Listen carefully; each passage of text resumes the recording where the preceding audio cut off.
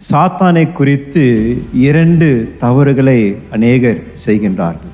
ஒரு தவறு என்னவென்றால், சாத்தான் என்றவன் ஒருவன் இல்லை என்று அநேகர் யோசிக்கிறான். அவன் ஒன்றும் நிஜமானவன் இல்லை, சும்மா சொல்லப்படுகின்றது, அவன் சும்மா ஒரு கற்பனைக்கு சம்பந்தப்பட்டவன் என்று சிலர் அப்படிப்பட்ட யோசனைகளோடு கூட சாத்தானை குறித்து யோசிக்கின்றார்கள். அவர்கள் தரக்குறைவாக எண்ணுகின்றார்கள்.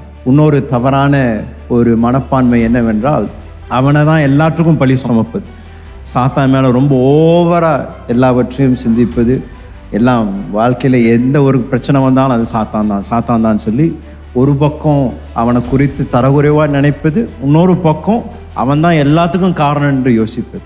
2க்கும் நடுவில் இருக்கிறது தான் சமநிலையான ஒரு அபிப்பிராயம். அதுதான் வேதத்தில் நாம் பார்க்கக்கூடிய சத்தியம். வேதத்தில் சாத்தானை குறித்து ஆண்டவருடைய வார்த்தைகள் என்ன எச்சரிக்கையாக நமக்கு போதிக்கின்றது என்பதை நாம் கவனித்து அதற்கு நாம் கவனம் செலுத்தி அதில் நாம் எச்சரிக்கையாக இருக்கும் பொழுது ஆண்டவர் நமக்கு நிச்சயமாக அவருடைய தந்திரங்களிலிருந்து நமக்கு வெற்றியை தருவார்.